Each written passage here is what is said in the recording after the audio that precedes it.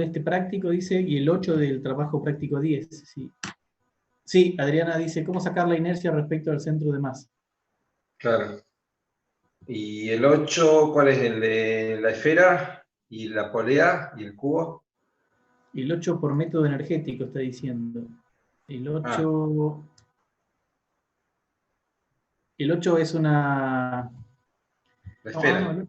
Sí, la polea y la masa colgante. Claro. Bueno, vamos a empezar por el 1. El 1 habla que tiene un sólido que está formado por 3 barras, ¿sí?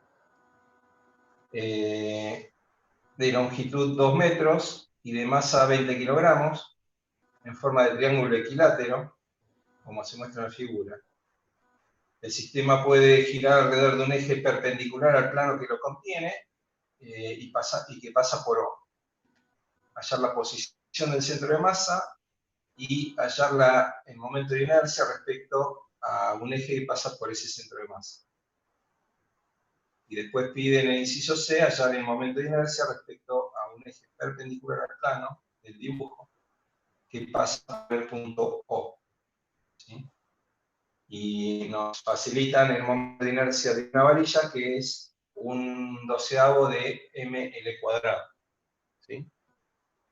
Bueno, entonces, básicamente nosotros nos están pidiendo, ¿sí?, que calculemos el momento de inercia, ¿sí?, de un cuerpo rígido en forma de triángulo equilátero.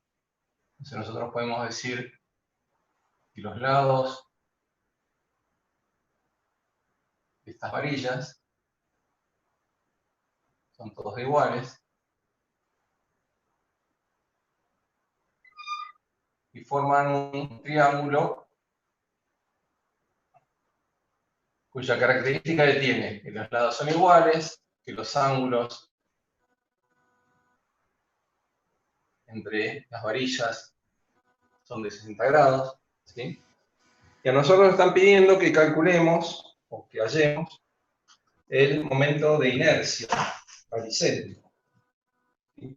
Primero nos están pidiendo que calculemos la posición del centro de masa.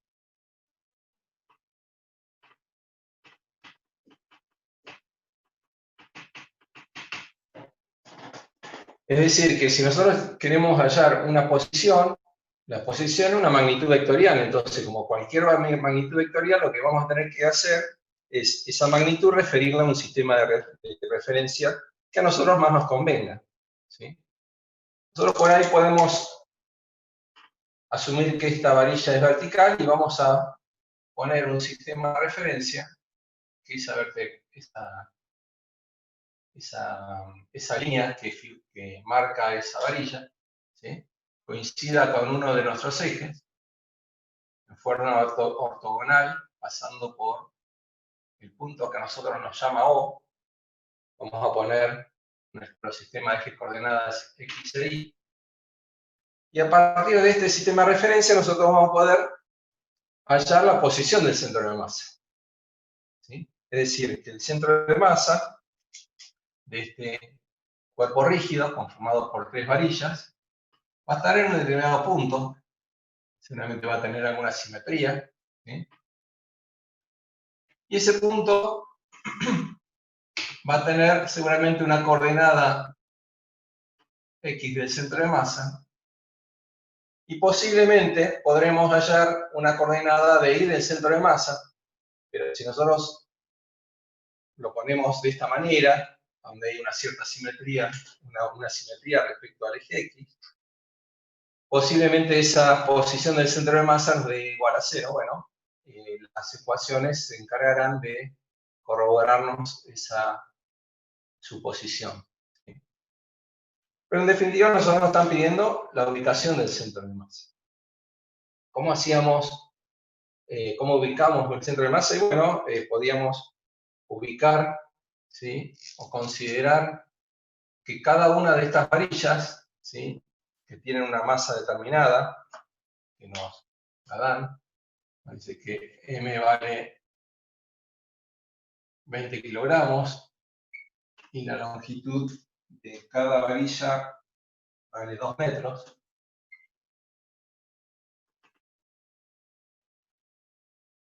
Para un objeto regular, ¿sí?, como una varilla, podemos decir que su centro de masa particular se encuentra toda la masa ubicada en el centro geométrico de la varilla, ¿sí? Es decir, en la mitad de toda la longitud, ¿sí? Entonces podemos decir que aquí tenemos una masa 1 concentrada en este punto. En la mitad de esta varilla tendremos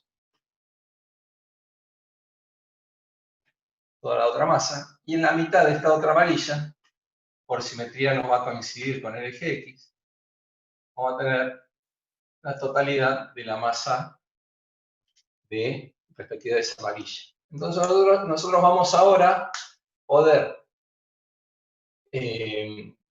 ubicar el centro de masa como lo hacíamos cuando teníamos un sistema de partículas, ¿sí? ¿Qué hacíamos? Utilizábamos la ecuacióncita del centro de masa, que era la sumatoria de los m sub i por los x sub i sobre la sumatoria de todas las m sub i. Teniendo esta ecuación, nosotros vamos a poder resolver para estas tres partículas donde el x del centro de masa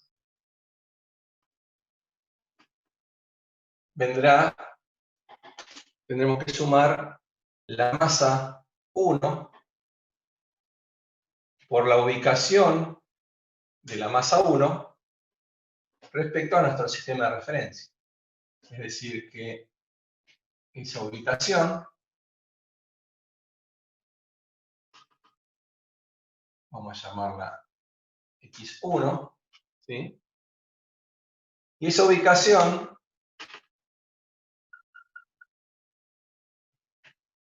¿cómo la podemos hallar? Esta longitud que tenemos acá es la mitad de la barra, o sea que es L sobre 2. Si nosotros dijimos que en un triángulo equilátero los ángulos varían 60 grados, este ángulo, que es la mitad de todos los 60 grados, serán 30 grados. Es decir, tendré 30 grados arriba y 30 grados por debajo del eje X. Es decir, que la distancia de x1 la vamos a poder calcular como que la hipotenusa, L sobre 2, por el coseno de 30 grados.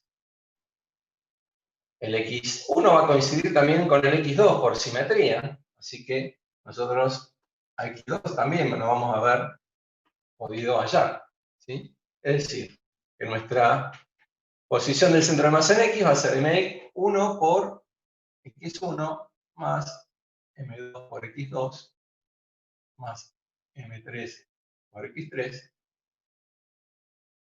sobre m1 más m2 más m3. Y acá lo único que nos está quedando es reemplazar ahora, porque las masas individuales las conocemos, son cada uno 20 kilogramos, ¿sí? Si queremos lo podemos sacar factor común de la suma de las posiciones. x1 va a valer la longitud, que vale 2 metros dividido 2,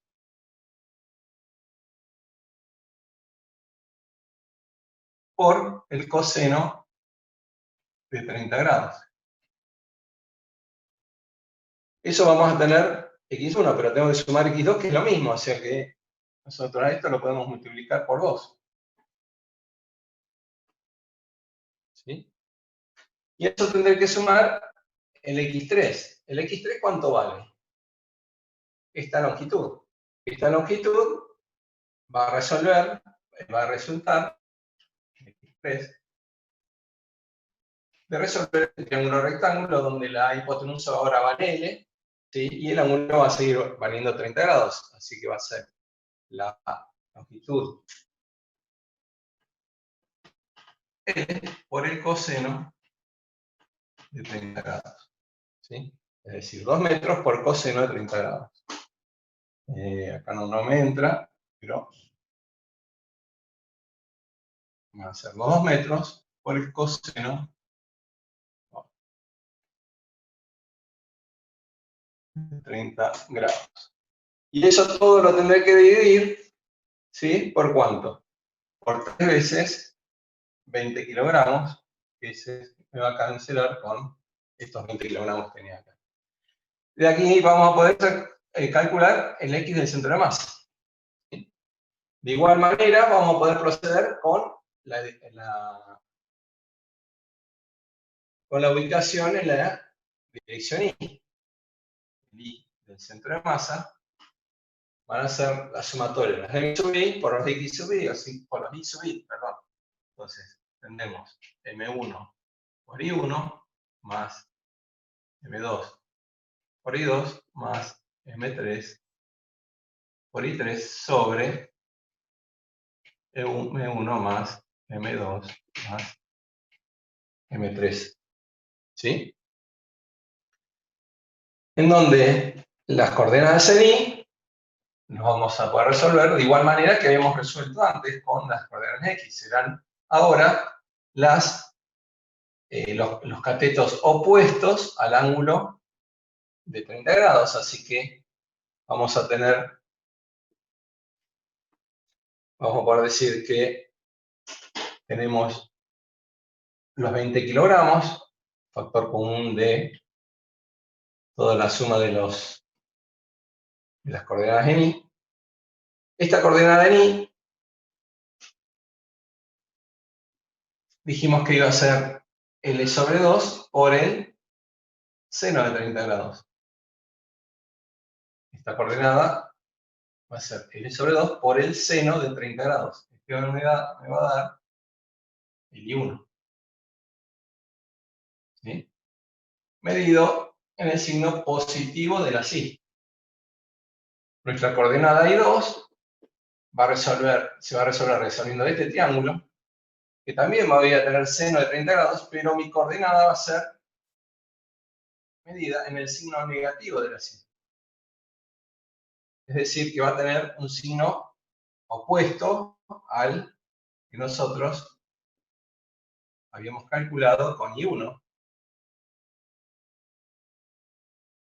En definitiva, en la suma me va a quedar restando por este signo. Es decir, que este se va a cancelar con este término. Entonces, me va a quedar nada más que la coordenada de I3, que I3, como el cuerpo rígido es simétrico y nosotros lo hicimos, el eje de simetría lo hicimos coincidir con el eje X, mi I3 será igual a 0. Es decir, que este también va a ser 0. En definitiva, nuestra coordenada de Y del centro de masa, como bien habíamos intuido, es igual a 0. Bueno, ahí nosotros ya tenemos la ubicación del centro de masa, y a nosotros en realidad nos están pidiendo que calculemos el momento de inercia respecto a ese eje. En ese caso, nosotros vamos a poder calcular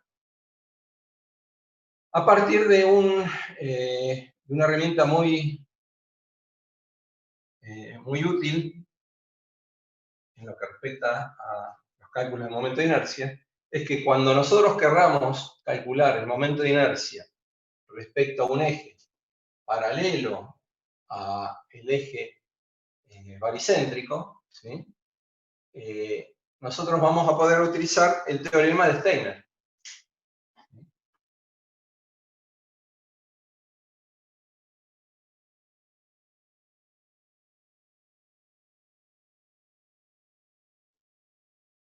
El teorema de Steiner me dice lo siguiente, me dice que el momento de inercia respecto a un eje cualquiera, pasa por el punto O, ¿sí? Es igual al momento de inercia baricéntrico más la masa total de ese cuerpo rígido por la distancia que hay entre los dos ejes al cuadrado. Utilizando este teorema de Steiner, nosotros vamos a poder decir que si nosotros sabemos el momento de inercia de esta varilla, que a mí me dice que el momento de inercia baricéntrico de las varillas vale un 12avo de la masa de la varilla por la longitud de la varilla al cuadrado, nosotros estos términos los conocemos de cada una de las varillas, ¿sí? Tendríamos que ver ahora cuál es la masa, la conocemos, cuál es la distancia entre los dos ejes, ¿sí? Para poder calcular el momento de inercia respecto a un determinado eje que pase por el centro de masa, ¿sí? Entonces, el momento de inercia respecto al centro de masa, ¿sí?, del cuerpo rígido va a ser la suma, ¿sí?, del momento de inercia respecto al centro de masa de la varilla 1 más el momento de inercia respecto al centro de masa de la varilla 2 más el momento respecto al centro de masa de la varilla 3. ¿Sí? El momento de inercia respecto al centro de masa de la varilla 1 es el momento de inercia de esta varilla, ¿sí?, que tiene su centro de masa particular en esta posición, más la masa total de la varilla por la distancia que hay entre la varilla, el centro de masa de la varilla,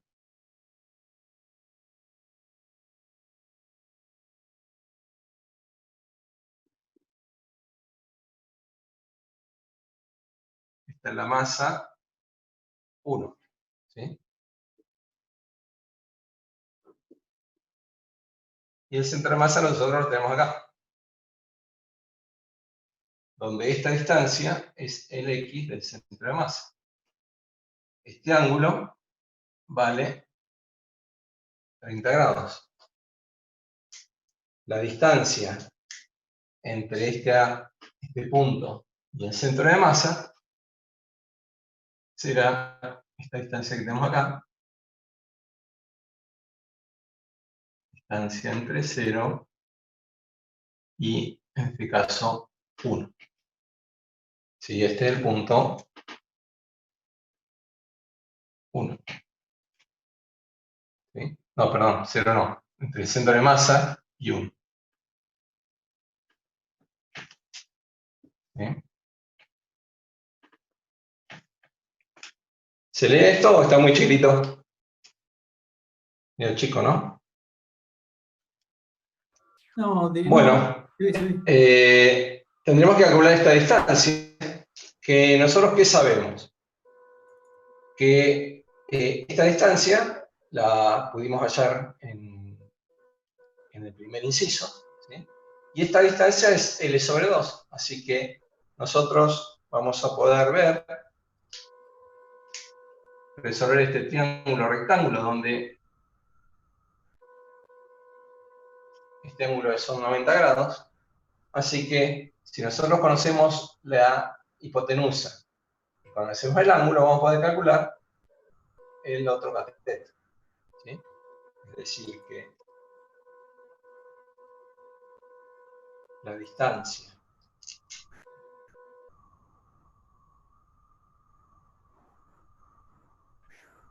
del centro de masa al punto 1 va a ser el X del centro de masa, que es esta distancia, ¿sí?, por el seno de 30 grados.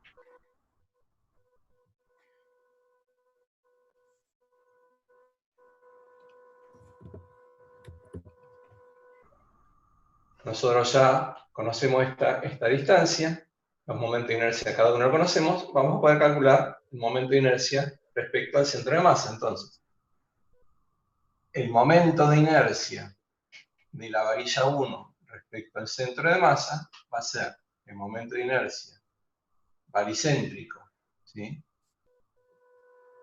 de la varilla 1 más la masa 1 por la distancia del centro de masa a 1 al cuadrado. Entonces, el momento de inercia respecto al centro de masa de la varilla 1 va a ser igual.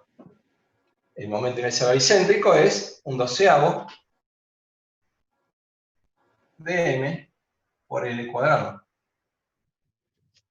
Más la masa 1 tiene masa m, y la distancia 1 era esto, donde el x del centro de masa nosotros ya lo conocíamos. Entonces vamos a hacer el x del centro de masa, ya lo calculamos, por el seno de 30 grados, todo al cuadrado.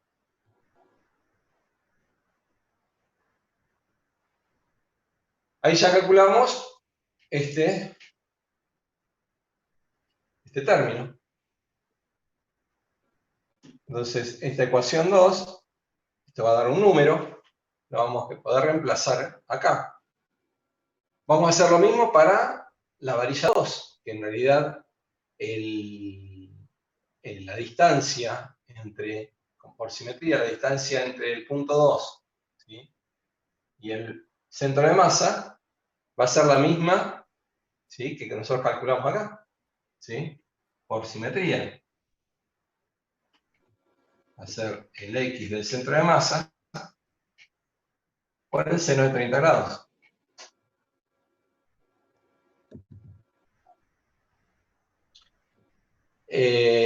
Y la distancia que hay entre el punto 3, ¿sí?, y el centro de masa lo vamos a poder calcular con que nosotros sabemos que la distancia que hay entre el origen y el centro de masa la conocemos. La distancia que hay entre el origen y la coordenada de x3 también la conocemos, porque es L por el coseno del ángulo, ¿sí? La resta, ¿sí?, entre una y otra nos va a dar la distancia del centro de masa al centro de masa de la varilla 3. Entonces va a ser el x3 menos el x del centro de masa, donde el x del centro de masa lo conocíamos y el x3 es L por coseno de 30 grados. ¿Sí? Y esto nosotros ya lo calculamos, el x del centro de masa. Es decir, que nosotros cada uno de estos términos los vamos a poder construir y vamos a poder hacer la suma para calcular el momento de inercia, ¿sí?, del cuerpo rígido respecto al centro de masa. ¿Sí? ¿Quedó claro más o menos así? ¿O tienen alguna otra duda? ¿Quieren que la desarrollemos más? ¿O creo que ya quedó ahí más o menos resuelto? No sé quién tenía la duda. No, sí, era Diana y dice que se y después tenían el problema 8, ¿no? Sí, el de la esfera y el disco. El que está en 3D, el dibujito. Bueno, ahora voy a ver si Juan Pablo hay una cosita, alguna consulta, algo que no se entendió. No, quedó claro y nadie preguntó nada por qué, así que no hay nada que... Ahora que borré todo. Sí. ¿Nada? Sí, habría que revisar el dibujo nada más. No se escucha. No sé si me escuchan a mí. ¿Está? Sí, tengo problema de conexión. La seña nada más. No, se escucha, vos Osvaldo se escucha bien. Sí, bueno, el problema número 8 es el siguiente. Tenemos una esfera.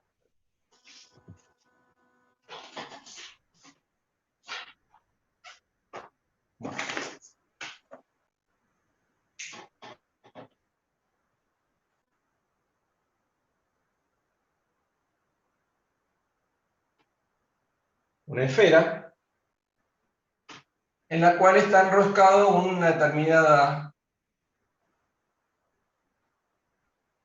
el centro de la esfera, por el meridiano, el ecuador de la esfera, hay una soga, ¿sí? Una cuerda. ¿Querés enfocarlo con la cámara un poco, Osvaldo? Y la esfera gira en torno a un eje vertical, ¿sí? Esta cuerda pasa a través de una polea, que esta vuelta no es de masa despreciable, sino les dan un determinado momento de inercia, es decir, que es un cuerpo rígido. Osvaldo. Y a esa cuerda está atada o vinculada con un bloque que, bueno, inicialmente tiene una determinada masa, ¿sí? Osvaldo.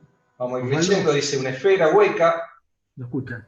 No, está pleno. De masa 4,5 kilogramos, o sea, la masa de la esfera les da el valor 4,5 kilogramos.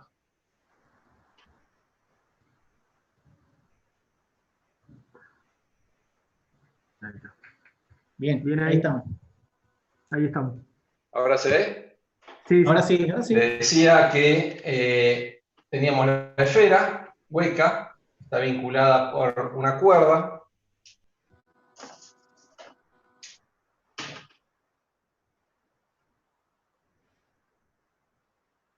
Que está enroscada en la esfera, y después esa cuerda pasa a través, o sea, vinculada a una polea que tiene un determinado momento de inercia, y está vinculada a un cuerpo, ¿sí? Este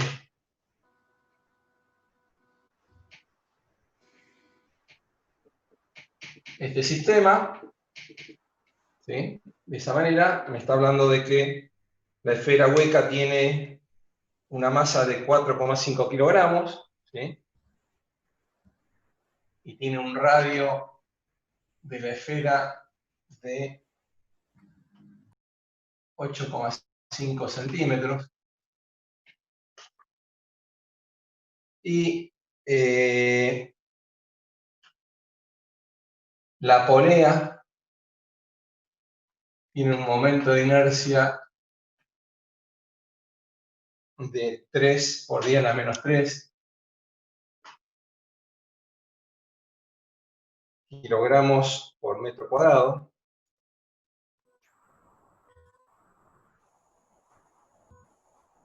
Osvaldo.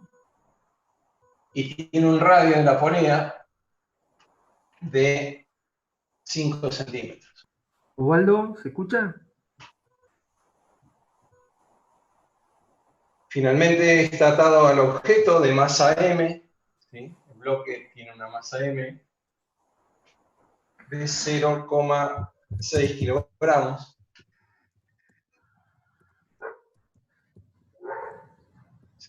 kilogramos. Y les piden cuál es la velocidad del objeto cuando ha descendido 80 centímetros, ¿sí? Y dice que hay que plantearlo de manera dinámica y repetirlo por un planteo energético. Y nos dan de dato que el momento de inercia de una esfera hueca es 2/3 de m al cuadrado. 2/3 de m de la esfera por r de la esfera al cuadrado. Nosotros nos están pidiendo que después de haber descendido una distancia h, este cuerpito se va a estar desplazando con una determinada velocidad final que es nuestra incógnita, ¿sí? Osvaldo, ¿me escuchás? Yo no sé cuánto está quedando, pero ¿qué está quedando? ¿4 minutos? 4 Osvaldo, ¿me minutos. escuchás? Más o menos. No se escucha, Juan Pablo. Yo no te escucho, no sé. Osvaldo, ¿escuchás? Yo no te escucho.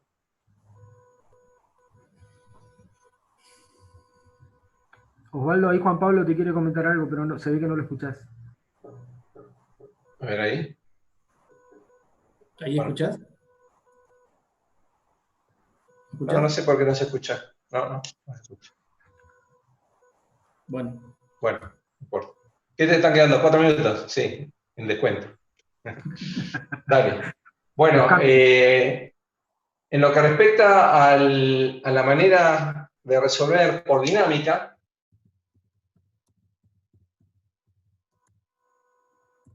vamos a hacer así, en grandes rasgos, ¿sí? Tenemos que hacer los 4 pasos. Primero, diagrama cuerpo libre, ¿sí? ¿De qué cosa? De cada uno de los elementos que tenemos, ¿sí? Es decir, que tendremos que hacer un diagrama de cuerpo libre para la esfera, un diagrama de cuerpo libre para la polea, que es un cuerpo rígido ahora, porque tiene una inercia, y tiene una masa determinada y un radio, entonces tiene influencia sobre la dinámica. Es decir, que tenemos que hacer diagrama de cuerpo libre, tendremos que analizar aceleraciones de centro de masa y aceleraciones angulares, ¿sí? Como segundo paso. Tendremos que adoptar sistemas de referencia más adecuados y convención de signos para los momentos. Y tendremos que plantear la segunda ley de Newton, donde la sumatoria de las fuerzas van a ser la masa aislada en el cuerpo rígido por la aceleración del centro de masa, ¿sí? Y la sumatoria de torque respecto al centro de masa será igual al momento de inercia respecto al centro de masa por el alfa que se produce. Y tendremos que repetir este esquema por cada uno de los elementos en cuestión, ¿sí? De manera que la esfera, cuando el cuerpo descienda con una determinada aceleración del bloque, ¿sí? Este punto va a tener una aceleración tangencial, ¿sí? Que va a coincidir con la aceleración de B. Y esta aceleración tangencial implica que hay un movimiento circular de esta polea con una determinada aceleración angular alfa de la polea, ¿sí? Y esta cuerda, ¿sí? Esta aceleración tangencial y esta aceleración que va a coincidir con la aceleración de B, es la aceleración de toda la cuerda y va a ser la aceleración de este punto igual. Donde acá vamos a tener otra aceleración tangencial para la esfera, ¿sí?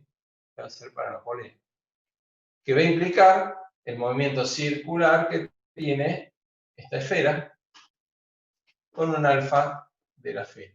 Es decir, que nosotros vamos a poder vincular todas las aceleraciones, la aceleración de B va a ser la aceleración de este punto, que va a ser alfa de la polea por R de la polea, y va a ser igual a la aceleración de este punto, que va a ser alfa de la esfera por el radio de la esfera. Acá ya vamos a tener un par de ecuaciones para poder vincular cada una de las ecuaciones que generemos después, ¿sí? Creo que ya está terminando, así que vamos a cortar más o menos ahí y después vamos a hacer el planteo por energía, ¿sí? Pero bueno, básicamente en cada uno de los objetos van a tener que trabajar.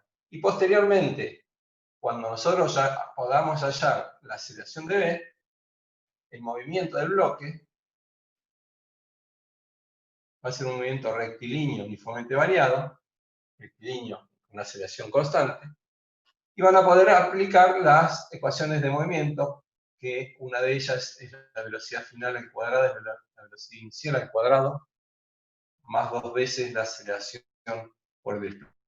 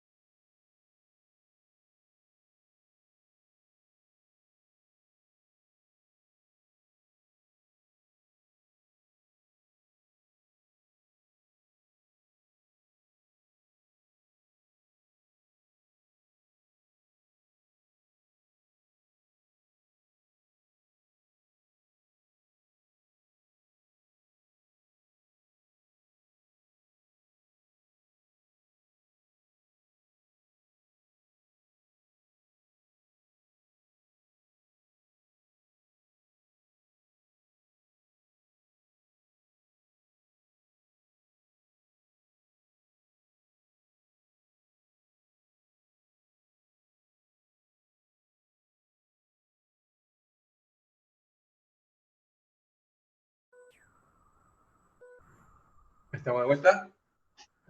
Sí, ¿ahí me escuchás, Osvaldo, o no? Ah, sí, sí, te escucho bien. No sé qué ¿Qué saliste pasaba. o estabas con otro dispositivo? ¿Cómo? ¿Estabas con otro dispositivo o saliste y volviste? No, ahora cuando se reinició la reunión parece que salió andando. Ah, está bien. Bueno, ¿Pero vos lo escuchabas a Manuel? tampoco.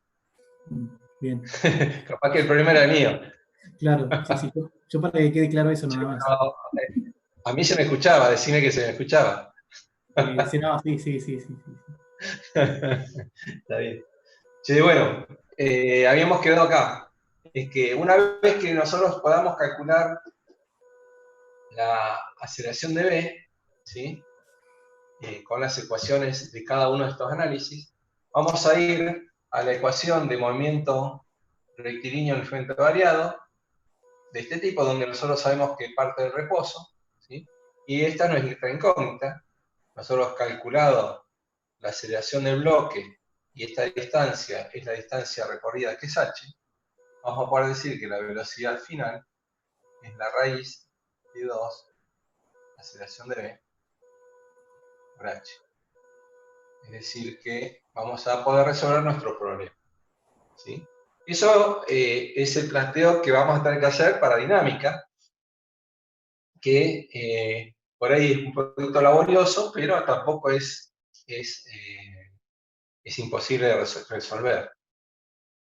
Un secretito acá en lo que respecta a la esfera, al análisis de la esfera. Nosotros a la esfera, si ustedes la observan desde arriba, ¿sí? A la esfera que tiene un determinado centro, gira, dijimos, con una aceleración angular de la esfera, ¿sí? Debido a que la envuelve la cuerda, y la cuerda la tira con una determinada tensión sobre la esfera, ¿sí?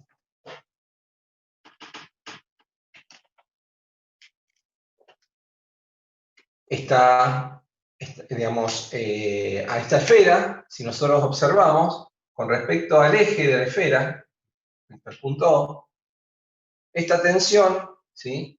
Por el radio de la esfera,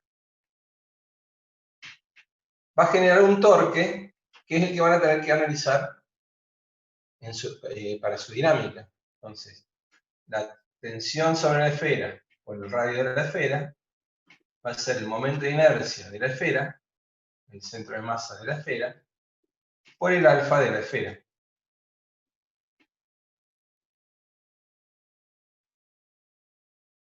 Las otras fuerzas, el peso y la fuerza de sostén que lo sostiene a la esfera, van a estar en la dirección, si nosotros decimos que este plano es un plano XY, va a estar en la dirección Z, ¿sí? ¿Se entiende? O sea, si nosotros decimos que esta es nuestra coordenada y esto es X, ¿sí? Visto desde arriba, el eje está en esta posición, en la dirección Z, ¿sí? Es decir, que el peso y la reacción del eje, lo que lo va a sostener a toda la esfera, no nos va a interesar porque se van a equilibrar, ¿sí? Para mantener el equilibrio de esa esfera, ¿sí? Seguramente va a aparecer sobre el eje, ¿sí? Una fuerza que me equilibre a esta tensión. Si yo lo tiro desde una tensión de este lado, seguramente en el eje va a haber una fuerza en la dirección X, seguramente en la dirección menos X, que me equilibre a esta tensión. Que me equilibre en lo que respecta a lo que es la traslación. O sea, la aceleración del centro de masa de la esfera es cero, ¿sí? ¿Por qué? Porque no se mueve.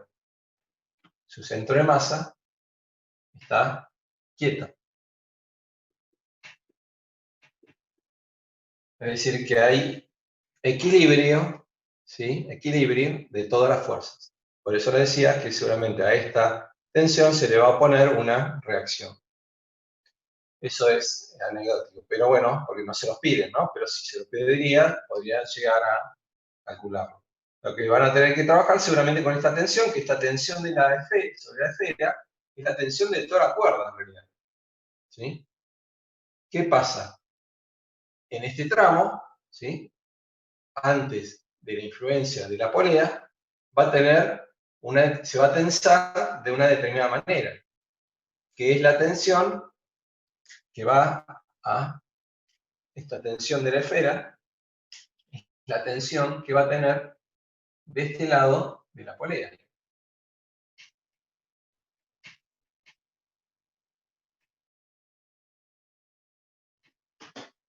Del otro lado de la polea, debido a la influencia dinámica de la polea, vamos a tener otra tensión que vamos a llamar tensión de la polea, que es la tensión de este otro tramito de cuerda, es decir, que es la tensión con que se va a ver sostenida, ¿sí?, el bloque. ¿Sí? Estas son fuerzas, ¿sí?, que son comunes para nuestro problema. ¿Sí?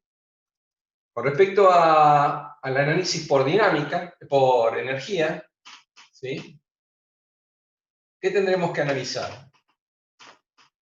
Tendremos que analizar dos instantes, ¿sí? Un instante, cualquier planteo energético implica observar dos instantes donde tenemos datos, instantes donde tenemos incógnitas, y hacer el planteo conveniente. ¿Sí? ¿Qué planteo?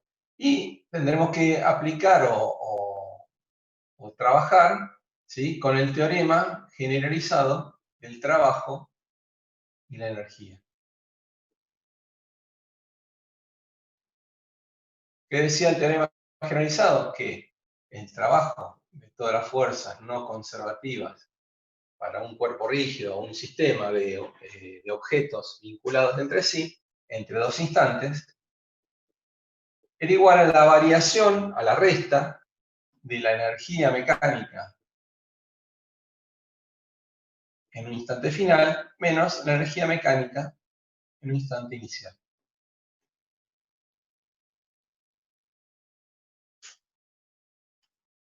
Entonces nosotros tenemos que preguntarnos primero qué fuerzas no conservativas tenemos en nuestro sistema. El problema nos habla de que no hay ningún tipo de rozamiento y se puede despreciar todo lo que es la influencia de algún eje o alguna fuerza de rozamiento en lo que respecta a los ejes de rotación de la esfera y de la polea.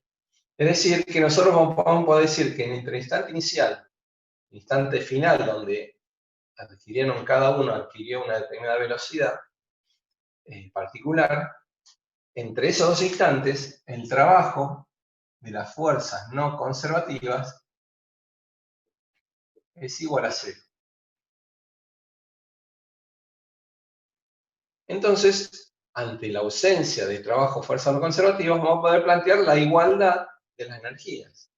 Toda energía mecánica de todo el sistema en estado inicial va a ser igual a toda energía mecánica del sistema en estado final. ¿Qué energía tenemos inicialmente? Inicialmente, si está todo quieto, no tenemos energías cinéticas, ¿sí? Tendremos energías potenciales. Las energías potenciales nosotros las evaluábamos por diferencias de energías, o sea, analizamos las energías potenciales en un determinado estado y le restábamos la de un estado, digamos, anterior, ¿sí? O sea, a nosotros nos interesaba calcular las energías potenciales a partir de diferencias de posiciones, en este caso diferencias de altura, con respecto a una energía gravitatoria, potencial gravitatoria. Entonces, nosotros vamos a tendríamos que generar o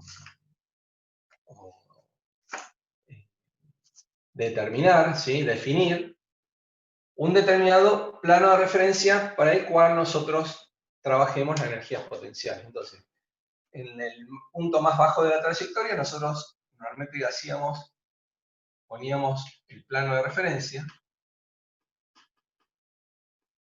y a partir de ahí nosotros evaluábamos las energías potenciales. Entonces, ¿qué energías potenciales tenemos? El bloque en estado inicial, ¿sí? Tiene una determinada energía, es decir, que la masa de bloque, ¿sí? ¿Por qué? Por la altura que tiene el bloque inicialmente, ¿sí? Esa va a ser la energía que va a almacenar el bloque en estado inicial, ¿sí? Cada una de estas masas pueden tener una energía potencial gravitatoria a partir de la altura que tengan. Vamos a poner la masa de la polea, porque por la altura en que se encuentra la polea, y la masa de la esfera, porque por la altura que tendrá el centro de masa de la esfera. ¿Eso va a ser igual a qué? A la energía mecánica final del sistema. Finalmente, el bloque va a tener una energía cinética de traslación, en medio de la masa por la velocidad final que a nosotros nos interesa al cuadrado, ¿sí?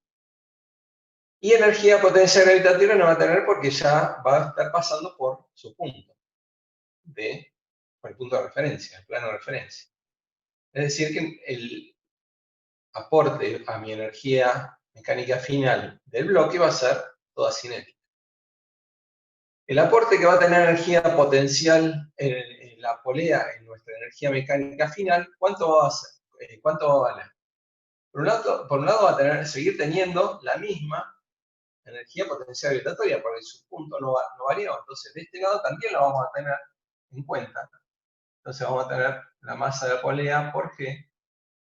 Por la altura de la polea. Y ustedes ven que acá se me cancelan, ¿sí?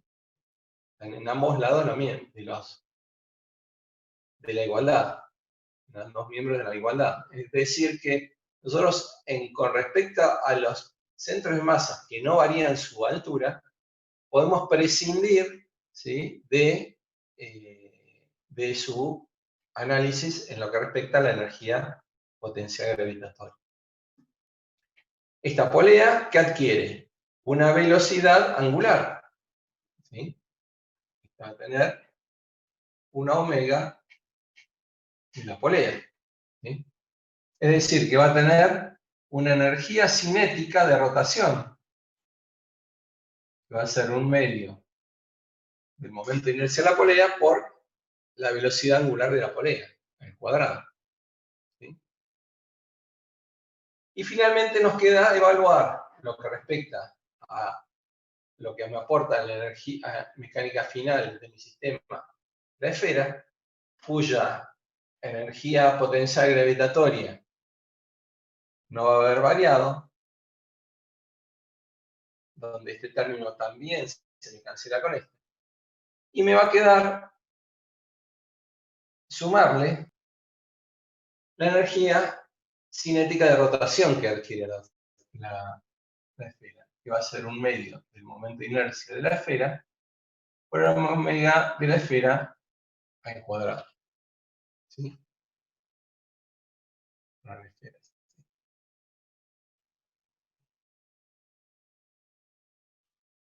Bueno, entonces, de este lado me quedó la masa del cuerpo por G por H inicial. ¿Y acá qué me quedó?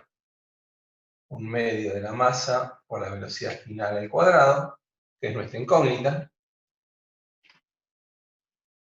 más un medio del momento de inercia de la polea por la velocidad angular de la polea. La velocidad angular de la polea, ¿sí?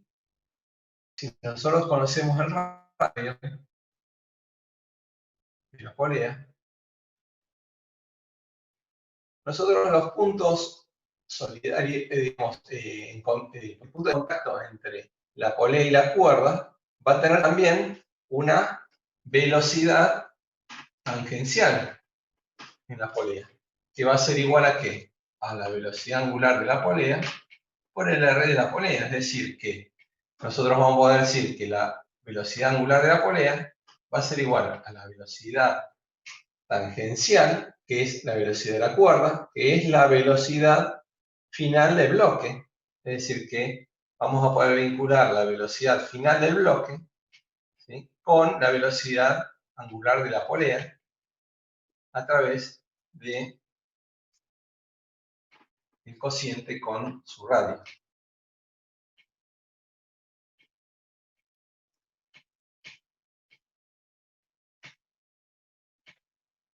Es decir, que en este término vamos a poder poner que es la velocidad final sobre el radio de la polea, todo al cuadrado. Y tendré que sumar el término de la energía cinética de rotación de la esfera, que va a ser un medio del momento de inercia de la esfera, por, de igual manera que habíamos hablado recién del movimiento de la polea, la cuerda tiene una sola velocidad, entonces se va a inducir en este punto una velocidad tangencial, ¿sí?, que va a ser igual a ¿qué? A la velocidad angular de la esfera por el radio de la esfera. Es decir, que de igual manera, en una forma análoga al análisis que habíamos dicho anteriormente, tendremos que la velocidad final del bloque, que es de toda la cuerda, sobre el radio de la esfera, todo al cuadrado es lo que nos va a tener, vamos a tener en este término.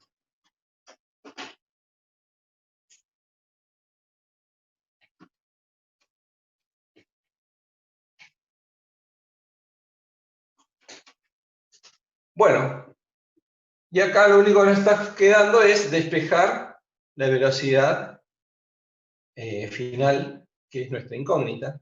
Tendremos que sacar factor común de todo. O sea que podemos decir, un medio lo podemos pasar a otro miembro. Entonces vamos a poder decir que la velocidad final al cuadrado va a ser igual a ¿qué? Un medio, lo saco factor común y lo paso como un 2 multiplicando a la masa, a la gravedad y a la altura inicial, ¿sí? Y después tendré los términos de masa, de momento de inercia sobre el radio al cuadrado como sumas, que eso van a quedar multiplicando. Entonces abajo pasaré al otro miembro dividiendo, tendré la masa del bloque más el momento de inercia de la polea sobre el radio de la polea al cuadrado, más el momento de inercia de la esfera dividido el radio de la esfera al cuadrado. Todo eso dividiendo, y nos va a quedar, obviamente, ese cuadrado que pasará como su raíz. Y acá nos queda resuelto ya el problema en forma digamos, por método energético. Fíjense en cuánto lo desarrollé. El desarrollo está casi completo, ¿sí?, excepto las cuentas finales, en un pizarrón. Nosotros, por dinámica, llené el pizarrón con un mísero planteo.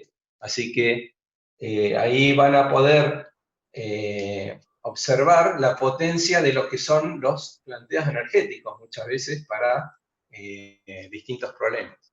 Entonces, es importante conocer y poder tener la posibilidad de resolver de esa manera, ¿sí? ¿Quedó más o menos claro eso? Se ve un poco como sesgado, ¿no? Mucha perspectiva. No, se ve bien, No. Osvaldo. ¿Sí? Sí, sí. Bueno. Ahí la alumna que había consultado dice que se entendió bien. Bueno. Básicamente, uno de los temas que tenemos en el práctico número 11, ¿sí? Que es dinámica de cuerpos rígidos 2, es estos planteados de energía, ¿sí? Donde vamos a trabajar ya con las energías de lo que es cuerpo rígido, ¿sí? Ese es uno de los grandes temas del práctico 11, y el otro tema es el trabajo con lo que se llama el momento cinético o momento angular, ¿sí? Con ese concepto. La clase que viene el martes vamos a empezar con el práctico 11 y vamos a tratar de sacar todas las dudas en esa clase. Si podemos,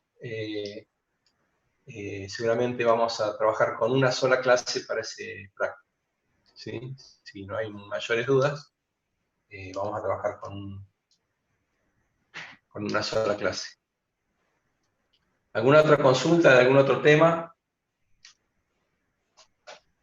Ahí están preguntando, Osvaldo, tiene dudas con la fuerza de rozamiento entre un cilindro que rueda sobre una superficie horizontal. ¿La fuerza de rozamiento hacia dónde se debe graficar? O sea, ¿la fuerza de rodadura o la fuerza de rozamiento? Y de fuerza de rodadura, sí. De rodadura. O sea, en realidad, conceptualmente son dos cosas, digamos, parecidas, digamos, una implica la existencia de la otra.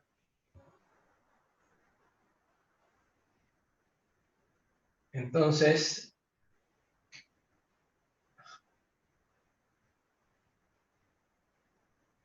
se puede analizar de la siguiente manera. O sea, en realidad, ¿qué tienen? Un cilindro que rueda sobre una superficie horizontal. Sí. Bueno, entonces, ¿qué estamos hablando? De un cuerpo rígido, ¿sí? Que tiene la capacidad de rotar, ¿sí? Respecto al centro de masa, o sus puntos tener una velocidad angular de rotación, y su centro de masa tener una velocidad de centro de masa. Entonces va a tener una rotación aparte de una traslación, ¿sí? Si nosotros hablamos de rodadura, la rodadura se da sí o sí porque hay rozamiento. Ustedes lo pueden experimentar cuando quieren, están sobre una superficie, sobre una plancha de hielo, y quieran salir con una bicicleta o con un vehículo, que al no haber rozamiento, no hay rodadura, patina, ¿sí? Hay deslizamiento, ¿sí? De igual manera, ocurre cuando ustedes tienen un plano inclinado, ¿sí? Donde no hay rozamiento. Ustedes le ponen un cubo que no tiene forma adecuada para rodar, y lo que hace el cubo es tener una velocidad de traslación, ¿sí? Si ponen en la misma posición, sobre la misma superficie sin rozamiento, un cilindro, ¿sí? El cilindro se va a trasladar, va a tener una velocidad de traslación, no va a girar, y va a comportarse de igual manera que un cubo. ¿Por qué? Porque el punto de contacto que hay entre el cilindro, ¿sí? Entre el cilindro y la superficie, en ese punto de contacto, como no hay rozamiento, ¿sí? Ese punto no se ve trabado, entre comillas, ¿sí? Entonces no se ve obligado a correrse y a generar, en definitiva, el efecto de rotación, ¿sí? Entonces, cuando un objeto rueda, ¿sí? Rueda sin deslizar, se genera en el punto de contacto una fuerza que se llama fuerza de rodadura, que es una fuerza de rozamiento estático. ¿Se acuerdan cuando nosotros analizábamos al objeto, que nosotros le hacíamos una fuerza determinada y surgía una fuerza de rozamiento que a medida que nosotros íbamos incrementando y el objeto estaba quieto, o sea, en forma estática, esta fuerza de rozamiento la llamamos fuerza de rozamiento estática, ¿sí? Y esa fuerza de rozamiento estática iba a ir variando en función a la fuerza que nosotros le íbamos haciendo. Pero iba a haber una fuerza máxima para el cual el objeto se estaba por mover. En ese caso, y solamente en ese caso que se esté por mover, su valor valía mu estático por la normal, ¿sí? En la rodadura pasa lo mismo. O sea, pasa un efecto similar. En la rodadura hay una fuerza de rozamiento estática. ¿Por qué estática? Porque cada punto de la rueda toca un solo punto de la superficie, ¿sí? Hacemos así, más grande. Este punto toca con este punto de la superficie de la rueda.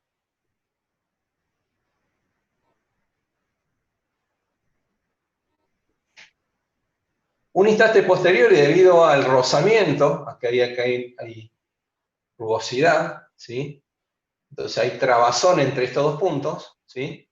Pero esa trabazón es de tal manera que un instante posterior, este punto de la rueda ya no toca este punto de la superficie, toca otro punto. Y este punto ya se entró a levantar. Y genera de esta manera la velocidad angular, la rotación de la rueda. Y entonces cada uno de los puntos de la rueda toca un punto distinto de la superficie, ¿sí? Entonces no hay un movimiento, un desplazamiento relativo, no existe desplazamiento relativo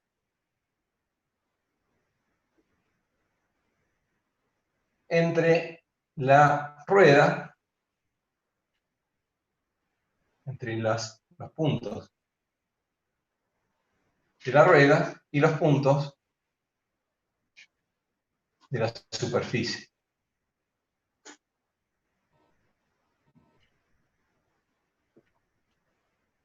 ¿Se entiende? Entonces, cada punto de la rueda toca un punto de la superficie. Son fuerzas de rozamiento, ¿sí? Fuerzas de rozamiento estáticos. ¿Por qué? Porque cada punto, ¿sí?, de la superficie del objeto toca un punto de la superficie, ¿sí? Cada punto del objeto toca un solo punto de la superficie, ¿sí? Distinto es el caso cuando se mueve. Un punto del objeto toca muchos puntos de la superficie, ¿sí? Entonces, cuando una rueda sin deslizar, ¿sí?, cuando rueda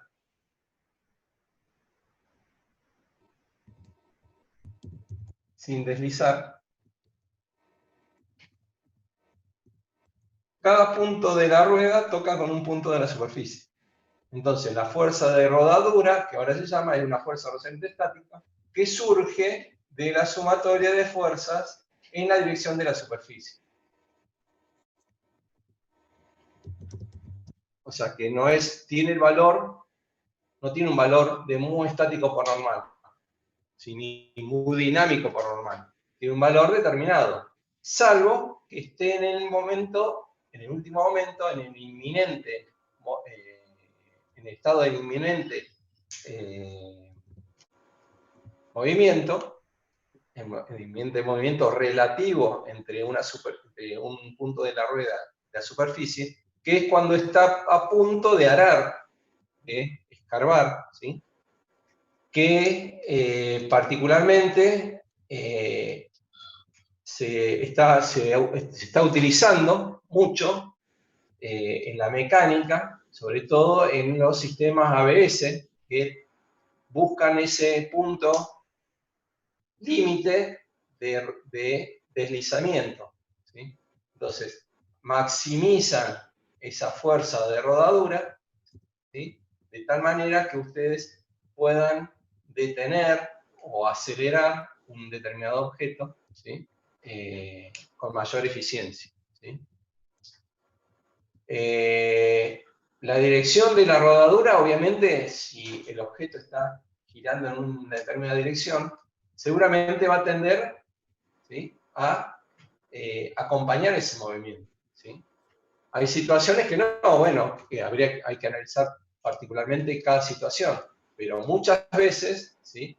La rodadura, ¿sí? La dirección de la rodadura tiene el sentido de la dirección de giro del objeto, ¿sí?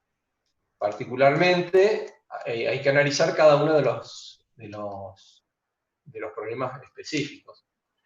Si no fuera así, las ecuaciones se van a encargar de decir o corroborar o no el sentido supuesto, ¿sí? No hay que tampoco volverse loco con eso, pero normalmente ocurre eso, ¿sí? No sé si fue más o menos esclarecedor el tema este. Si tiene alguna duda. Quedaron atónitos. Sí, parece que no se la esperaban. No sé, ¿eh? No se la esperaban, digo. Ahí dice que se entendió, sí, sí. ¿Se entendió? El tema de la fuerza de rodadura es una cosa bastante especial, porque no deja de ser una fuerza de rozamiento, pero no una fuerza de rozamiento como uno la entiende, como una fuerza donde hay un desplazamiento relativo entre los puntos del objeto con respecto a los puntos de la superficie. En la rodadura no existe ese desplazamiento relativo, ¿sí? Bien. Ahí te pusieron impecable, debe ser algún pariente tuyo. Sí, debe ser, sí. Normalmente. Siempre pongo alguno, ¿viste? Para que. Sí. Está bien. Yo ni eso. Para Yo ni eso puedo hacer, por ahí me va mal. para la autoestima es geniales. Tenés que aprender mucho todavía, Juan Pablo. Me daba negativo. Sí, Bueno, lo negativo puede implicar eso de que, o puede implicar un error si uno realmente sabe que la fuerza realmente tiene que ir para ese lugar. El signo negativo indica o un error o puede tranquilamente indicar que el sentido supuesto es el opuesto a lo que realmente ocurre. En ese caso, el análisis posterior es, bueno, medio negativo. ¿Es coherente? Puede ser, puede ocurrir. Esa es la pregunta que se tendría que hacer. Entonces, bueno, medio como que hay situaciones donde puede ocurrir que sí, que sea negativo. Uno suponga para un lado y realmente es para otro. Me ha ocurrido alguna vez.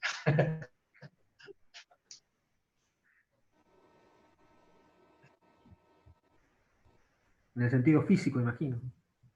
¿Eh? En el sentido físico, imagino. Sí, seguramente. No sé, algún otro tema, no sé cuánto estamos, cómo estamos con los tiempos. Quedan Ya 4 está. minutos, ¿no? 4 minutos para esta reunión más o menos. Ah, bueno. Bueno, no sé si tienen otra consulta. Renovamos el Zoom. Si no, bueno, ya nos esperamos la clase que viene. De cualquier manera, bueno, ya desde ya les agradezco de vuelta la participación. Y bueno, espero que haya servido. Si tienen alguna duda, no hay problema de reanudar, hacer de vuelta el Zoom, Manifiéstenlo. Fecha de parciales tentativos son el 2 de julio. 2 de julio y 9 de julio. Y tuve un par de 9 de julio. comentarios por privado a ver si no había forma de correr esos parciales. Y tenemos que ver ahí cómo hacemos. Porque en realidad es tentativo. Es tentativo. Es más, la fecha inicial era 30 de junio. Pero ya estoy viendo que sería más conveniente pasar un poquito más adelante. Pero bueno, hay que conversarlo. Pero ahí los primeros días de julio va a ser el parcial. ¿Alguna otra duda, chicos?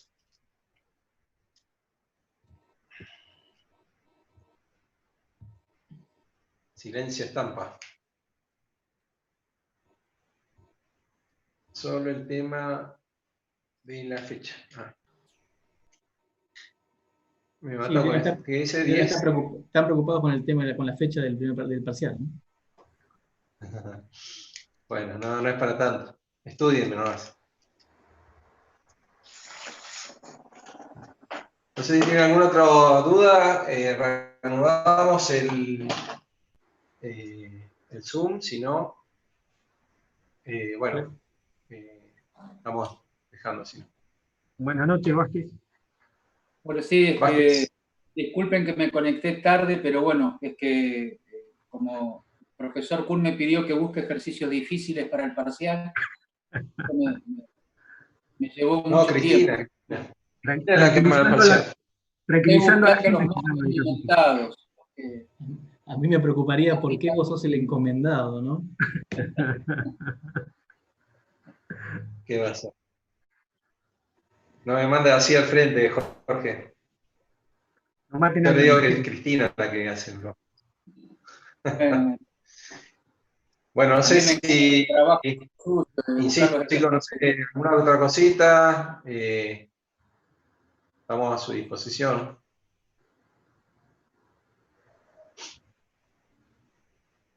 Pareciera que no.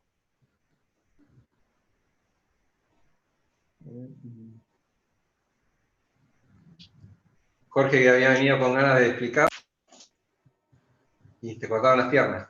Jorge. Me cortaron las piernas, me pusieron a planchar acá en casa. Está bien. Bueno, no sé.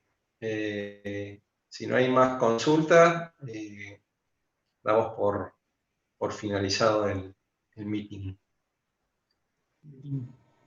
Bueno, gente, me parece que me voy. Bueno.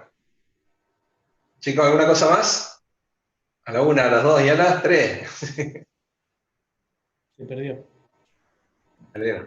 Bueno, gente, hasta el martes que viene. Saludos y bueno, vayan avanzando. La idea es el martes que viene iniciar y terminar el práctico 11, si se puede, si no quedan mayores dudas.